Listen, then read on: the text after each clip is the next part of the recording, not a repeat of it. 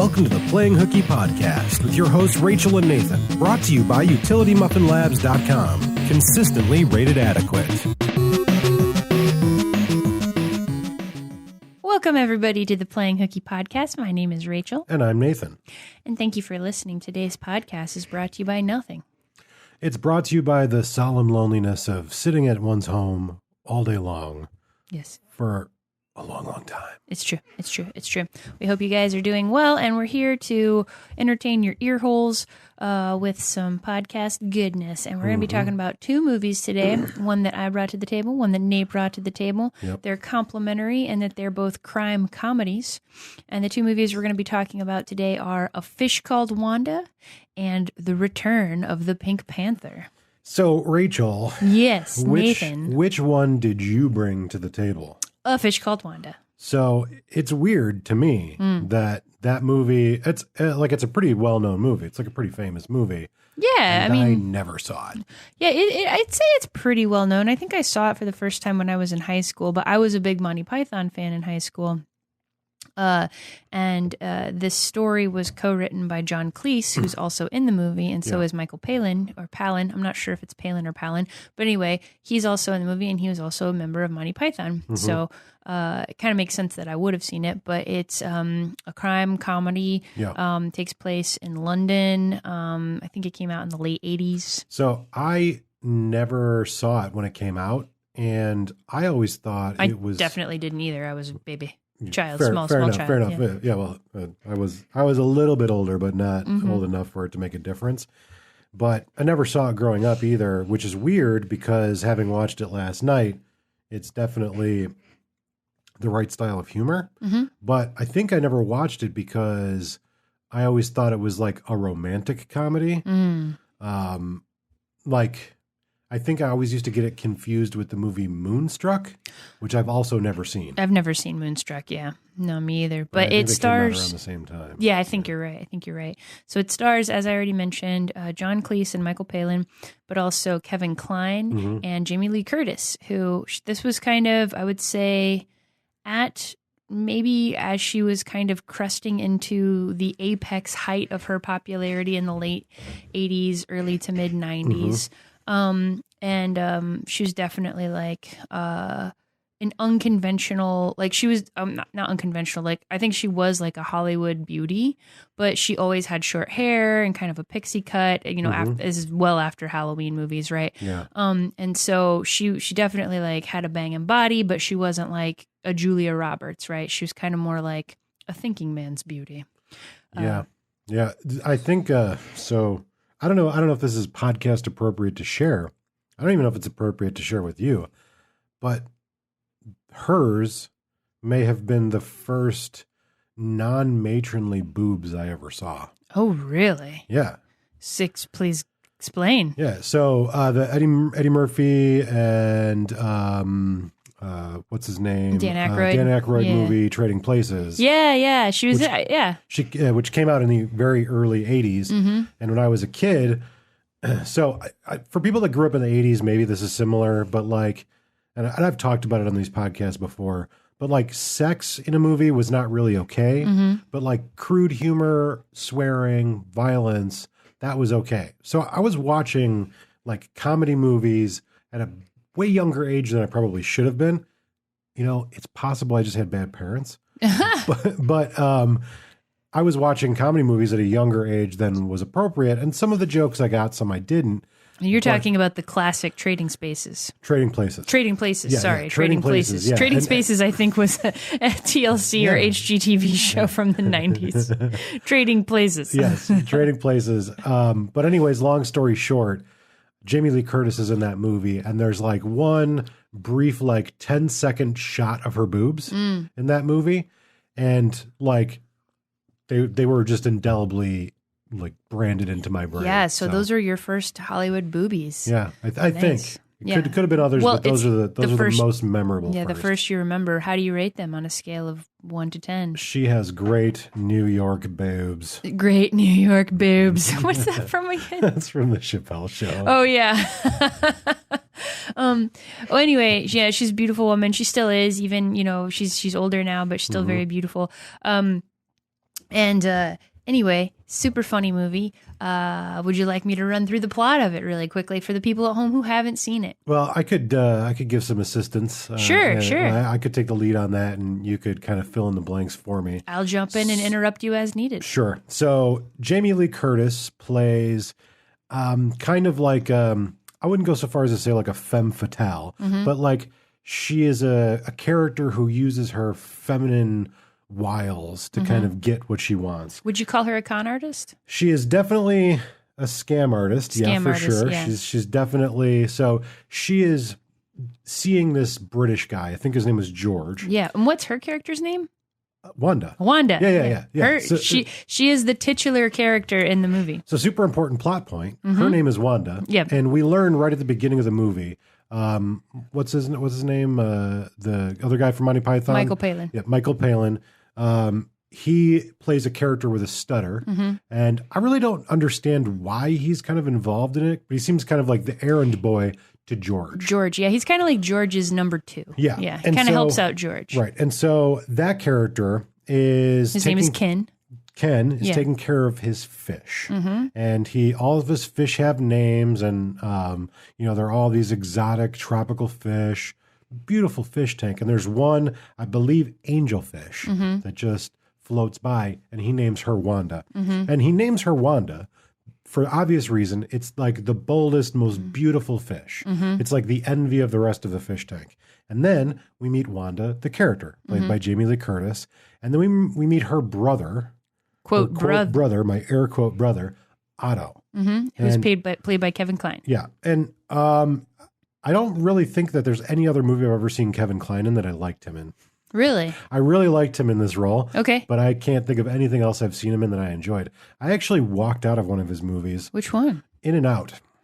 I never saw that movie. I think I was too young to care and get it. That came out around the same time as like Forrest Gump, like 95, 96, something in there. Yeah, like if I kind of had to be taken to a movie to give a damn about it, I think, at those times. And I don't think it was one that, like, anyone I'm knew. Actually, like, in retrospect, not super happy to admit I walked out of that movie because I walked out of that movie because I was really immature and it grossed me out. Okay. And so... Okay, so it was you being an insecure teenage boy, and that's the reason. We were like, let's get out of here. Okay, well, maybe we need to have like a little bit of like a renaissance and an intervention. Maybe it's time for you to revisit Kevin Kline movies. Yeah, maybe. Maybe you just like are a little bit ashamed and embarrassed that you walked out of that movie for that reason. You're just like, fuck it, let's do that in the future. Let's find some good Kevin. I feel like he's been in like one relatively recent, pretty good movie, but we'll have to look into it. Well, that's a good thing to kind of like throw to people listening. What are some good Kevin Kline movies besides A Fish Called Wanda? Yeah, let us know. So anyways, we learn pretty apparently right away that Otto and Wanda are not brother and sister. In fact, they are lovers, and they are in the process of conning George, wherein they're going to go rob some diamonds, I believe. They basically perpetrate this robbery. Right. And George is like the brains of the operation. Right. George is the big heavy. And so he's kind of a British gangster. Yeah. So they commit this robbery. They go back to the safe house, which is like a garage, and they leave the diamonds or whatever in the safe, and then they vow to go their separate ways, wait 72 hours, meet back up, and then let the heat die off, meet back up, and then take to the sky or whatever, fly away, go somewhere. Right. Well, so they're double crossing George. They're going to go back and they're going to steal the diamonds. George doesn't let them get that far. He goes back right away, takes it, and moves it somewhere else. Because he's not sure about this Otto guy. He's not sure about her brother. He can't quite trust her or him. Right. Yeah. So then what happens is right before making love or in the throes of passion, Wanda and Otto are about to get together, but then Otto calls in the cops and basically rats out George for this robbery. And the cops go and they, arrest George, and Ken's kind of like his man on the outside that's trying to help make sure that like none of the witnesses who could have potentially finger him, at trial or whatever are going to be able to talk and things like that.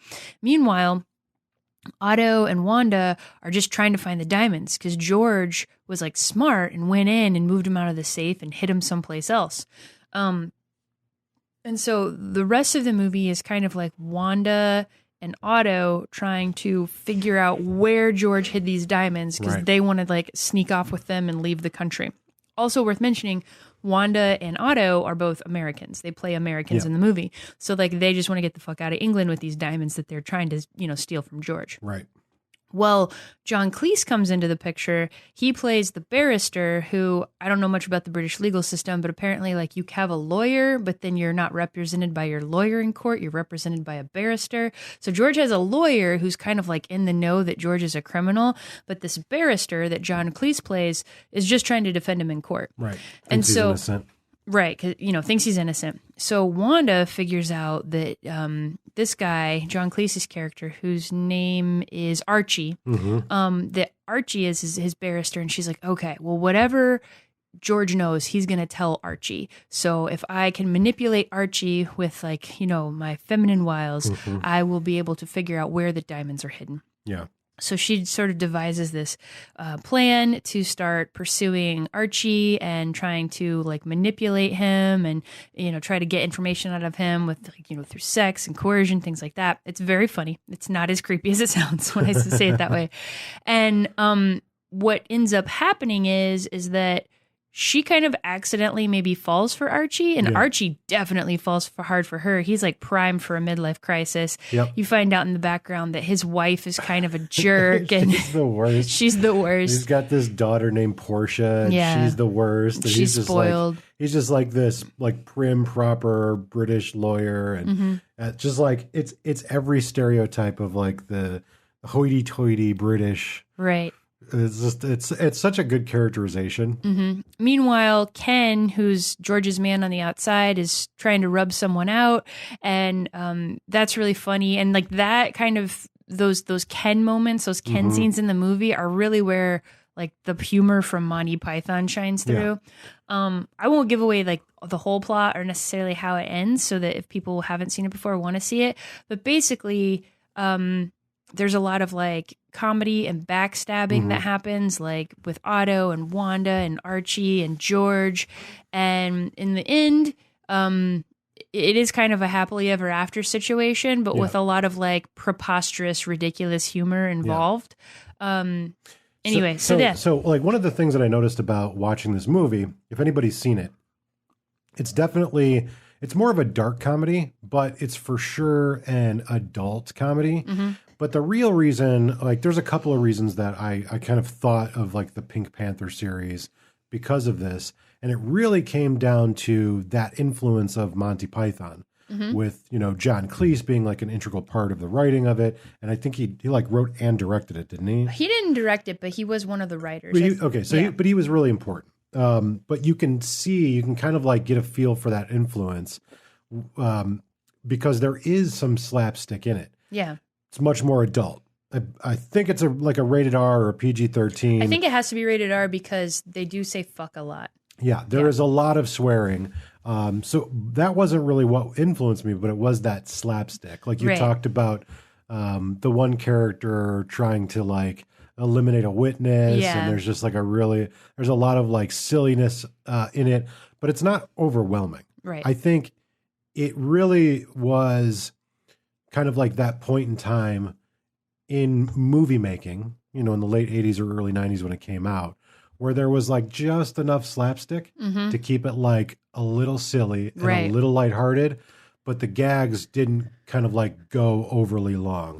And you made me think of that when we watched the Pink Panther movie that we watched, but it's honestly, I think it's a really well-made movie. It's very, very funny.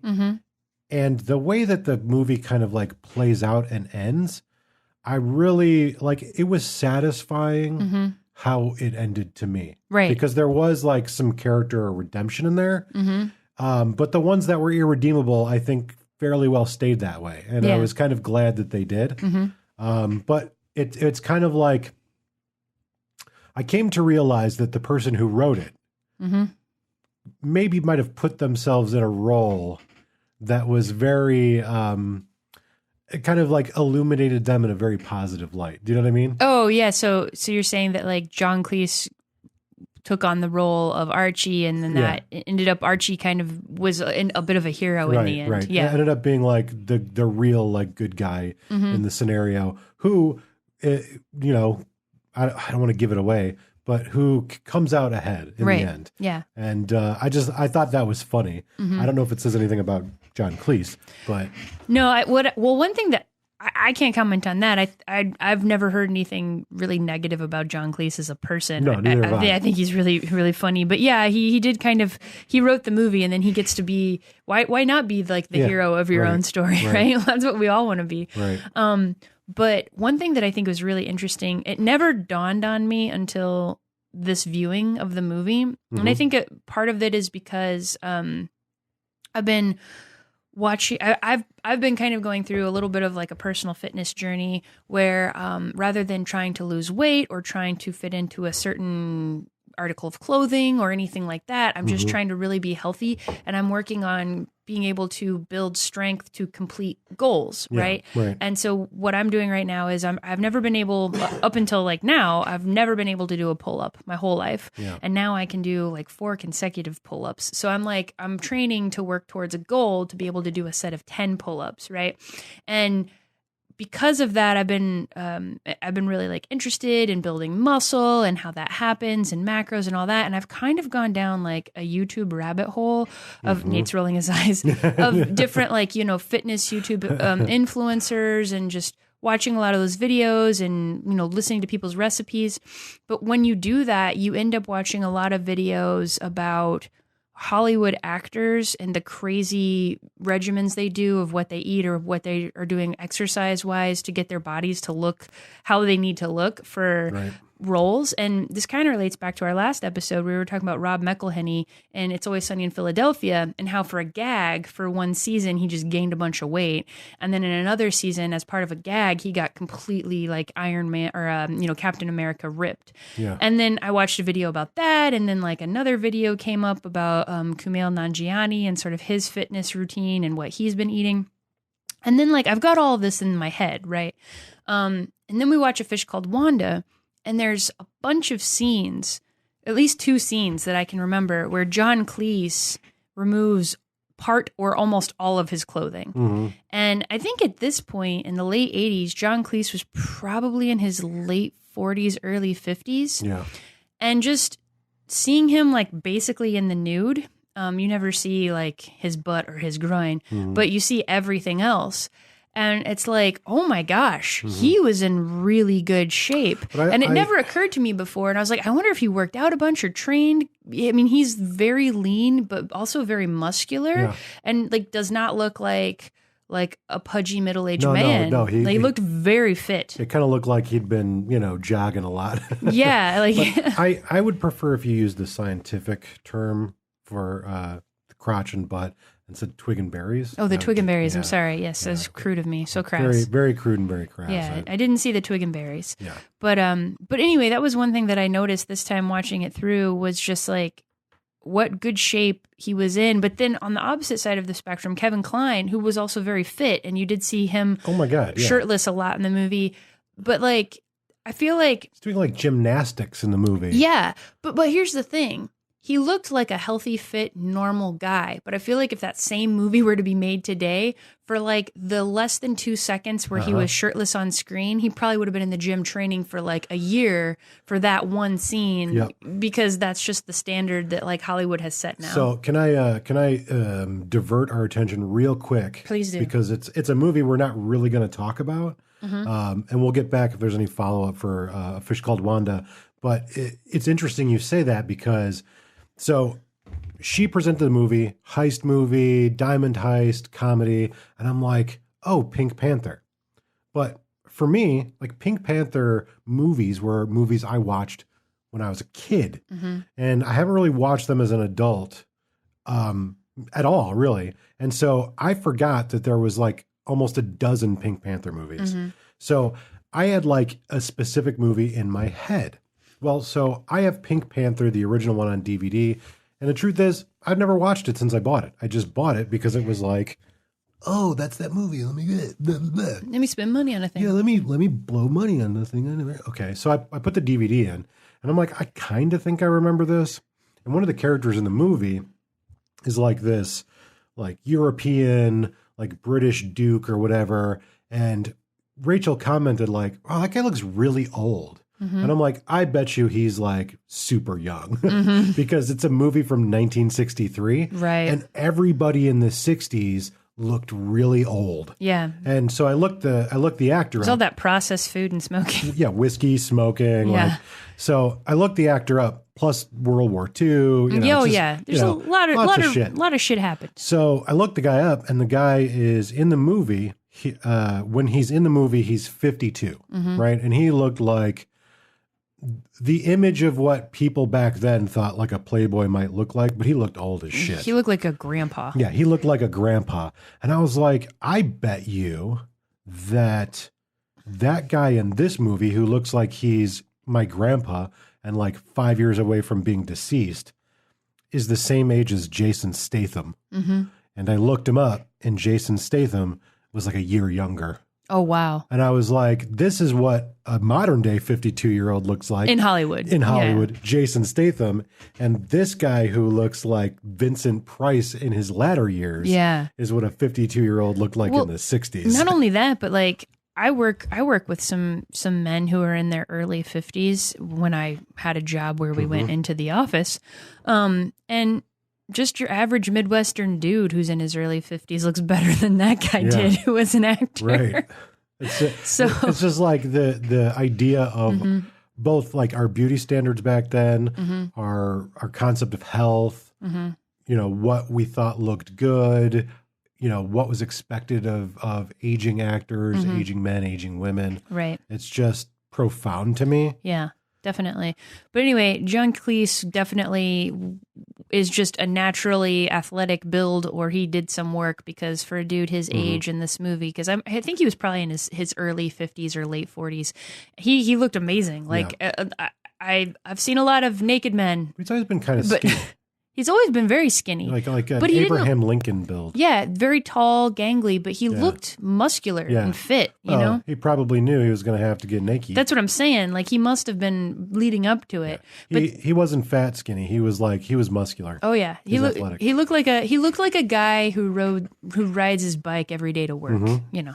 Anyway, I don't know why. That was just something I never thought of before, but Maybe he silly walks to work. Maybe he silly walks to work every day. And that's why his core was so super rock hard. Yeah. The dude had abs. Yeah. Anyway, you may notice when you watch this movie, there's about a full minute where John Cleese is almost naked. So.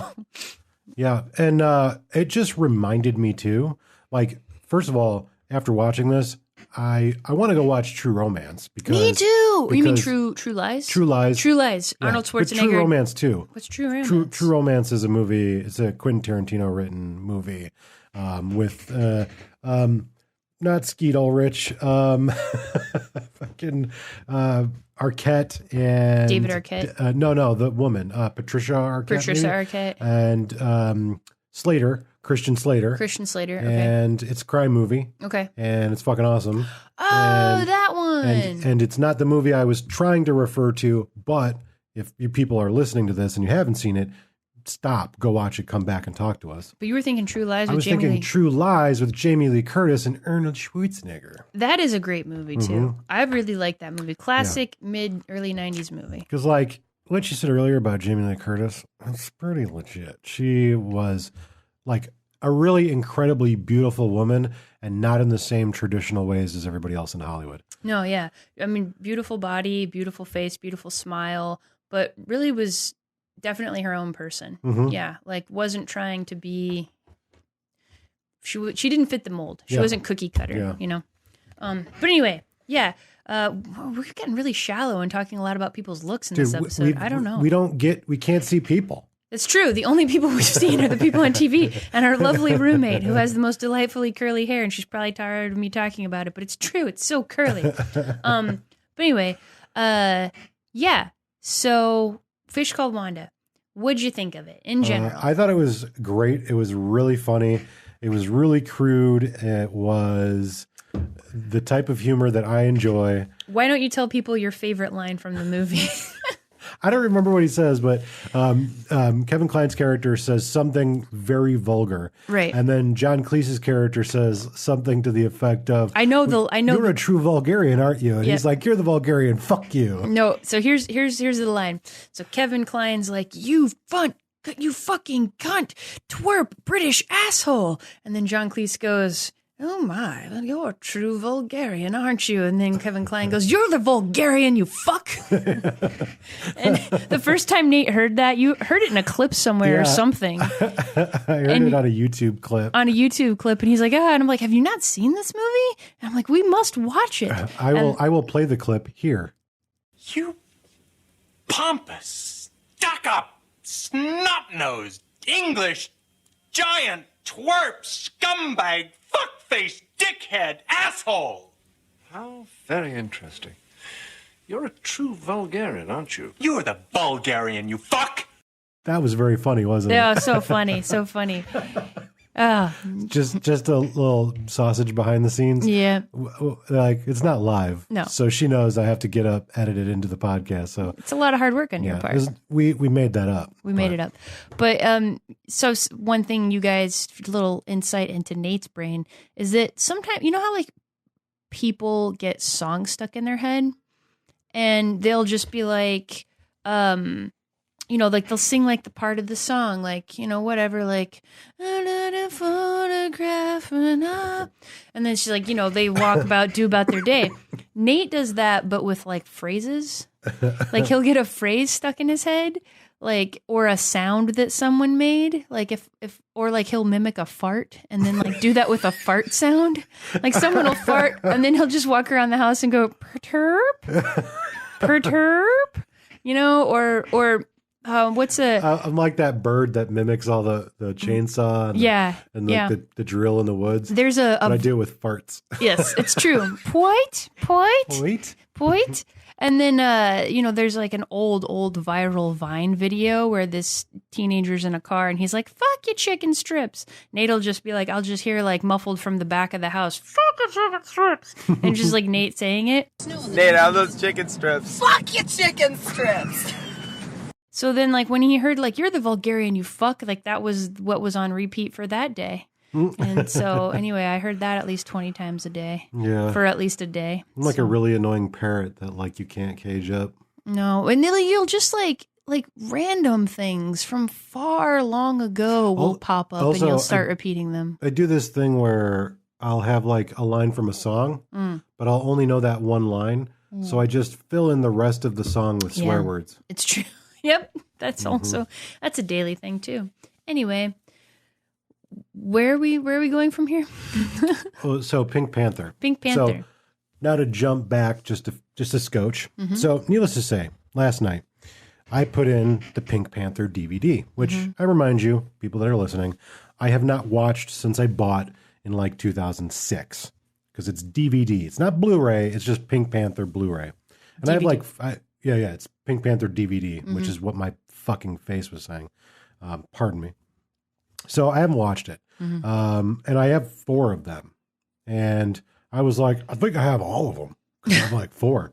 And it turns out the original Pink Panther came out in 1963. And then there were like 2 other Pink Panther movies that didn't have the title Pink Panther in them. And then the movie that I wanted you to see that I thought you were going to watch was The Return of the Pink Panther. And I didn't know that at the time. Put in Pink Panther, we sit down, we kind of like see the opening scene. And I'm like vaguely familiar with it. I'm like, I remember a robbery at the beginning. I remember them talking about this necklace. It's just been so long, whatever. And so we're watching it and it becomes more apparent to me that this is not a movie I've actually ever seen before. Because while this is the right character and sort of line of movies, this isn't the one I remember from my childhood. This wasn't my first. So we got like halfway through the Pink Panther and It's very 1960s. Oh, so 1960s. And if you aren't in early 60s, like 1963 was the year Kennedy was assassinated. Yeah. It's old. It's fucking old. Yeah. And if you're not into like very obviously 1960s movies, this is not going to be the movie for you. It's not, I don't want to say it's not funny, but it like there's a few funny moments in it for me, but it wasn't the movie I wanted you to see. Sure. So we get like halfway through it. I'll say that it's not funny. I'll say it. Well, I don't know. You're going to have There were all some kinds funny of parts. opinions, I mean, yeah. whatever. But anyway, please continue. So it's very corny, very 1960s. And, you know, I think I would have finished watching it on my own, but I could kind of feel like you were bored and we still like had half a movie to go through. And I was like, all right, can I like stop this for a moment? And you're like, yeah, sure. I was like, this isn't the right movie. Maybe we could look for the right movie. And so we stopped. We didn't watch the original Pink Panther. You know, go watch it if you want to. But I kind of figure I know how it ends. So, right, anyway. right. So there's a diamond heist in the Pink Panther. So the Pink Panther is a diamond. I did not know this. Yeah. I did not know that the Pink Panther was the diamond at all. I did not know that was the name of the diamond. I just always assumed that maybe the Pink Panther was someone's alias or was like the robber Right. that they were trying to catch. And to be fair, as a kid, when I watched these movies, I didn't know what the hell was going on either. In fact, I never watched any of these movies in order. I don't know like plots, like nothing has ever converged to make any sense to me in these movies because this was a series of movies I watched growing up with my mom and dad. Usually when they would be on TV, like that was the thing. Me and my parents and I, mostly my mom and I, Pink Panther was our thing and 007 was our thing. Okay. Fawlty Towers was our thing. That was it. It was just like if it came on, those things were getting watched. Right. But never in any order. Doesn't make any Can I sense. just tell you, I love Fawlty Towers. I watched it for the first time maybe like 4 or 5 years ago. Oh, it's so good. It's the funniest show. Yeah, it's really so good. back to John Cleese. It Yeah. is so funny. Yeah. Let's continue Pink Panther. So we decide, okay, let's stop the movie. Let's find the correct one. And the one that I grew up sort of as my first was The Return of the Pink Panther. And I realized when we started watching it this morning why I had confused the two. Because at the beginning, they kind of play out in a similar fashion. Very similar. So they give you like this brief explanation of the diamond and how it's got the image of the Pink Panther in it. And it's like this world famous, priceless diamond. And then there's a robbery. And that's how the original Pink Panther starts. And you're shown that white glove with the, you know, the glittery letter P on it, which you hadn't even recalled. No. But I was like, oh, okay, this is why I was confusing the two. So then we get into, you know, the Pink Panther is kind of like, I knew it. Much more slapsticky, much more ridiculous than the first movie we started to watch. It's true. It was even more slapsticky. Peter Sellers playing, you know, Inspector Clouseau. Like, okay, let me, so real quick, the plot of the movie is that, you know, the Pink Panther is this famous diamond. It's called the Pink Panther because it has a flaw that when you hold it up to the light just right, it looks like there's a panther in the diamond that's pink. Yeah. And ready to pounce. And so that's why the diamond's called the Pink Panther. Never knew that, just knew that the Pink Panther was this weird cartoon thing. And I'll get into that more in just a minute. Yeah. But anyway, it's a diamond. So the diamond is stolen, and the manner in which it's stolen and the fact that there's this glove there makes everybody think that the person who stole it this time is the same person who stole it before, who's this jewel thief called the Phantom.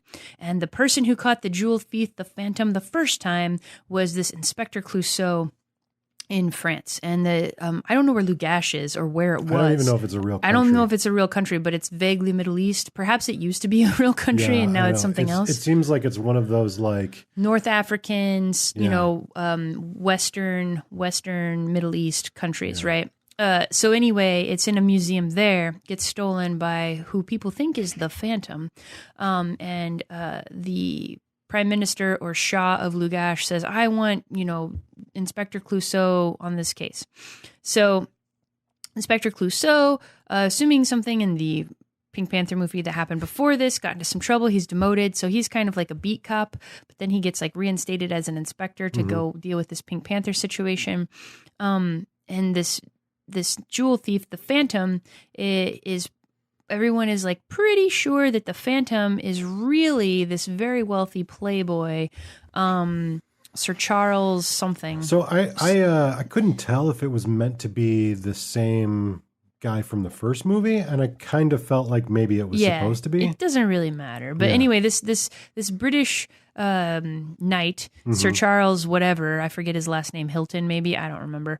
But anyway, he is suspected of being the Phantom. Well, when it comes out that that's who they think robbed the diamond, Sir Charles is like, no, I've retired from the jewel thief business. I need to go prove that this isn't me.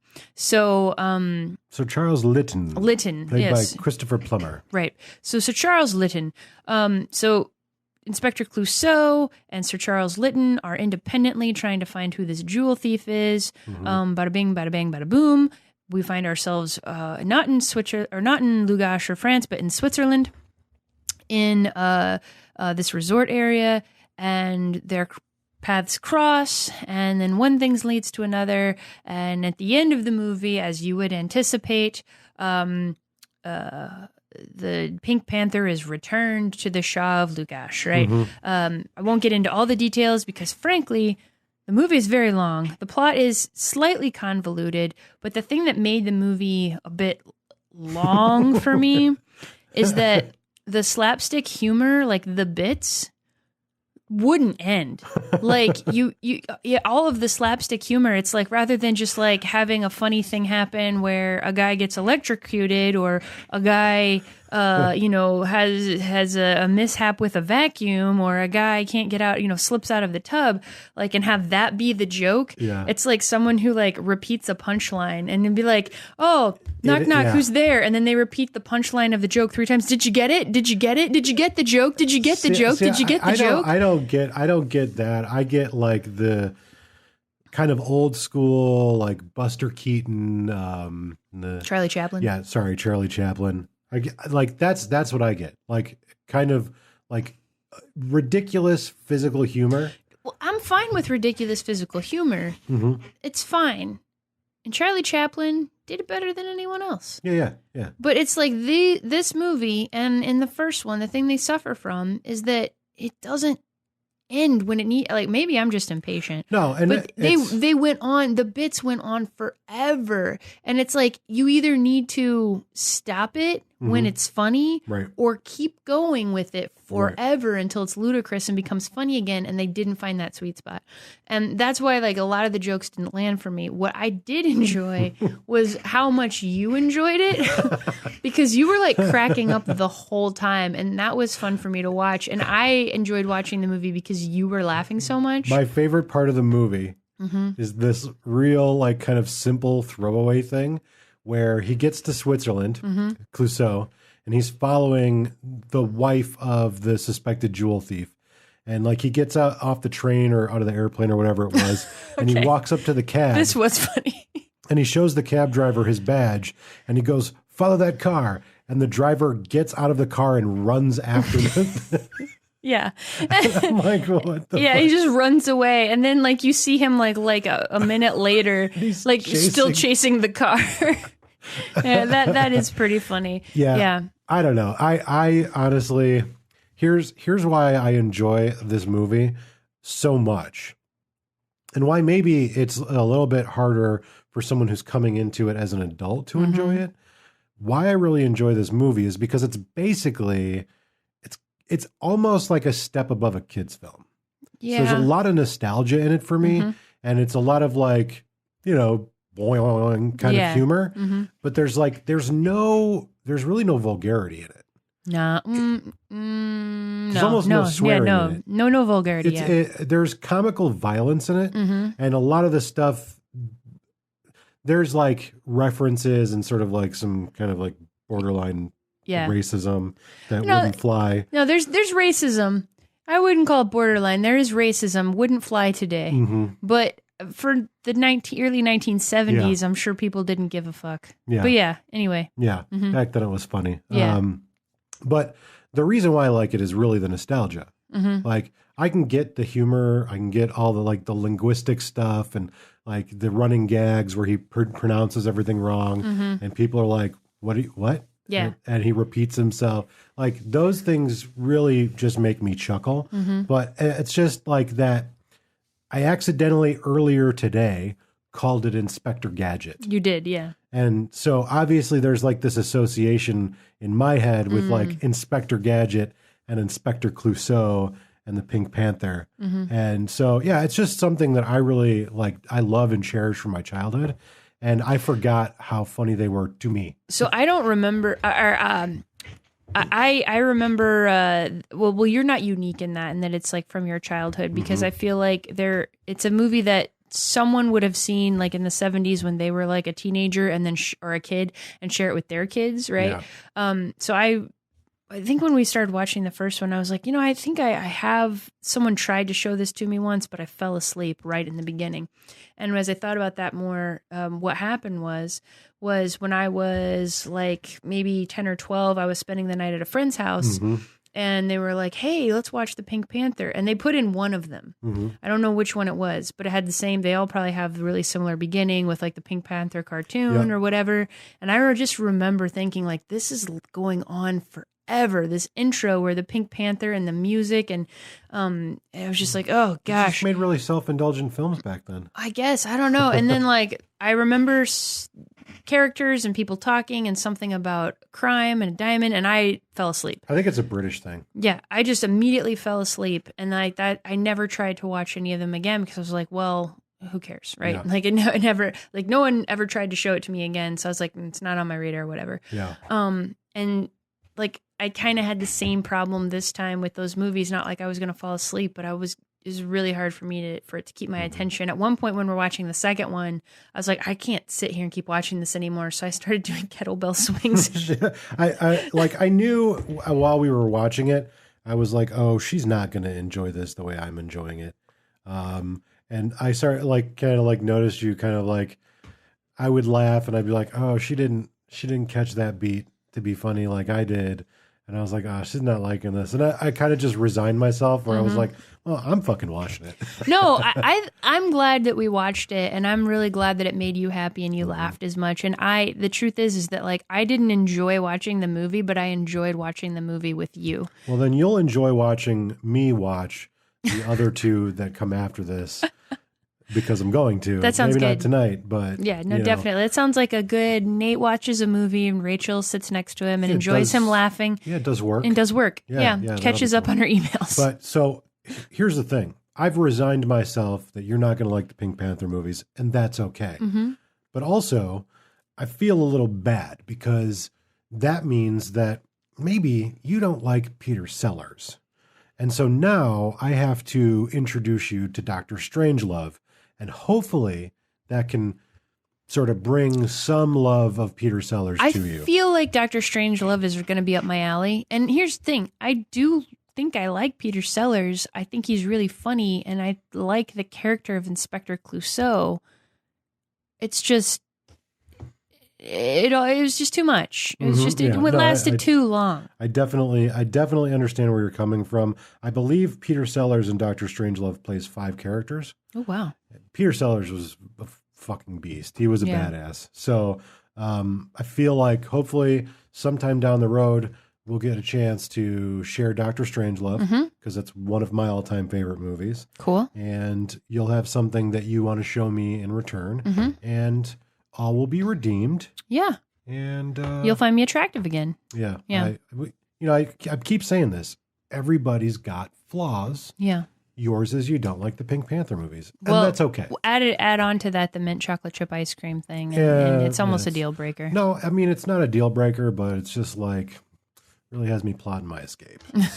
So one last thing about the Pink Panther. So while we're watching it, I'm like, how the heck did that insulation company ever get to use this? And I'm thinking in my head, I'm like, God, that's just like, seems like such a violation. And which came first, the chicken or the egg, the movies or the insulation company, or was it a cartoon? And I'm like, racking my brain. And then I look it up and it's not anything interesting. There's an insulation company. They license. Yeah, they licensed the Pink Panther image and name from MGM in the 80s and then renewed it in 2007. So I was like, that just seems really expensive given how the Pink Panther has declined in popularity and the social zeitgeist, but okay. So anyway, that's that, if you're ever curious. Yeah, there was also, you'd ask me, like, was there, like, ever a cartoon of this? And I was like, yeah, I remember it from being a kid. Well, it turns out there was a cartoon in the 60s, and there was another cartoon in the 90s.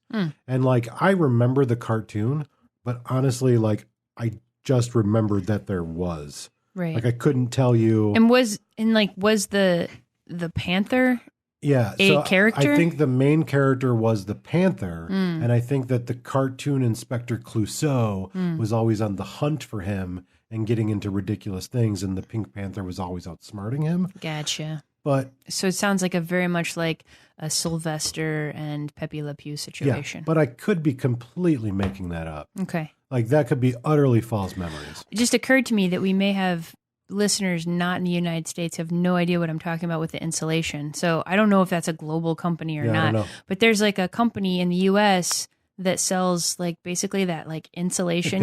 Pink insulation you put in your attic, and they call it Pink Panther insulation, and it is literally the Pink Panther from the Pink Panther movies, and they probably just paid a buttload of money to MGM to license it for their insulation.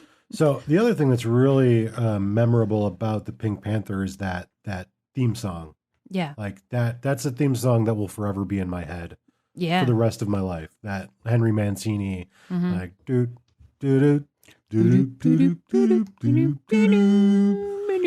Yeah. And I think really going back, why it's so appealing to me as an adult is because it was so appealing to me as a kid, because it wasn't offensive, it was ridiculous.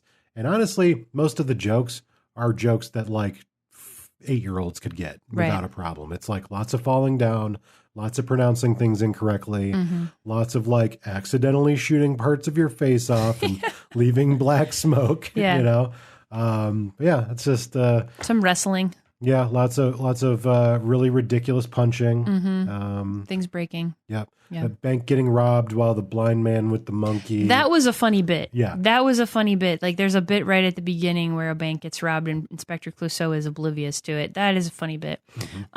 Real quick, back to the music. So one thing that I'm recalling from junior high school about that music is I was in band.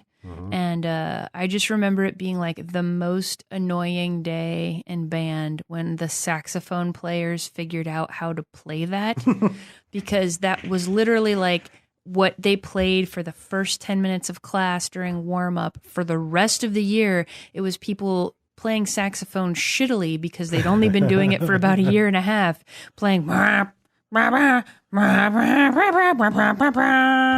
know if that's a Midwestern thing, but I was never in band. I was never in band class, but we had a band. Okay. It's something I heard.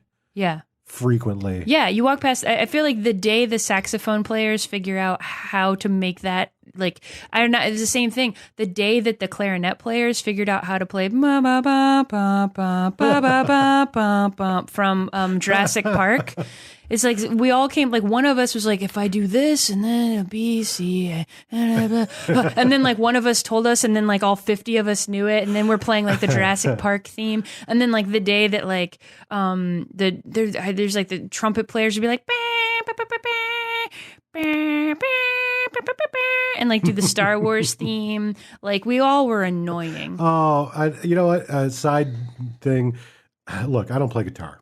I don't want to make fun of anybody who's trying to learn to play an instrument. I really appreciate it. However, before I moved here, in the old apartment I lived in, there was a kid who lived down below and to the side. And he really, really wanted to learn how to play the Beatles, and he couldn't. Aww. And I was like, dude, stop with the... And it wasn't like... It was like the early Beatles songs. Yeah. And it was just like, dude, I'm pulling my hair out. Like, just... And he played very poorly, very slowly. And I wanted to, like, do an Animal House and grab the guitar and smash it on the wall. But I never did. I never said anything. I just thought, same basic principle. No, for every parent out there that has a kid in band who just started, Godspeed. Because that's annoying. Keep going. You got to practice. But but it's rough. Okay, so that actually is one funny thing from the first Pink Panther movie in the first half of it, where he's like in bed with his wife, and there's like they're alluding to like perhaps him doing oral sex to get her in the mood, but it's all off screen and they don't say it specifically, but she's like, are you sure? And he's like, oh yes, just relax, lay back, I will take care of it. I will make sure that you are ready to go. Like you were last time. Yeah, just like you were last time. And she's like, are you sure? And he goes, oh yes, I will take care of everything. And then you hear like horrible violin music. And then like the light comes on and the camera gets on them and he's like sitting in bed next to her playing violin and she just has this look on her face like she never wants to have sex with anything again.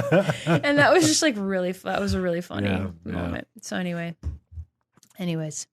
Oh, movies. So what do we got coming up next? Well, I don't know what we have coming up next, but I have spoken with one of our listeners who is going to send us a game. Ooh. I don't know when we're going to get it because living normal lives is hard right now, and he may not be able to get to a post office for some time to send it, but I've always wanted to get into a game called BattleTech.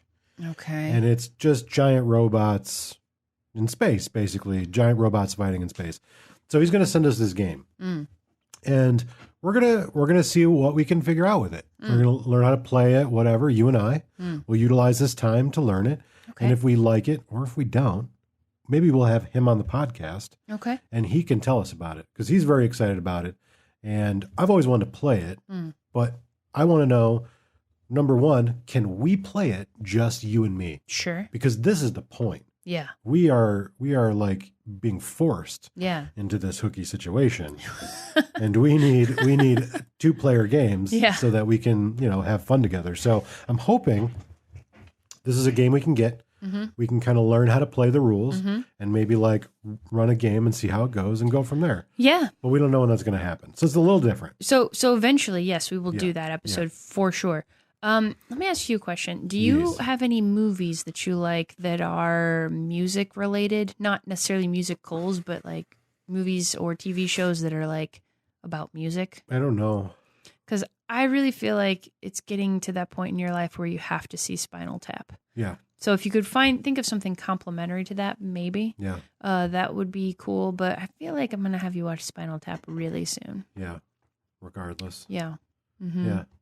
Well, I'll figure it out. I'll try to find. Yeah, maybe we just watch it, and then if you're inspired, you think of something. Yeah, right. Yeah. Some of those are some of the best ones. Or we could just do Dr. Strangelove and Spinal Tap.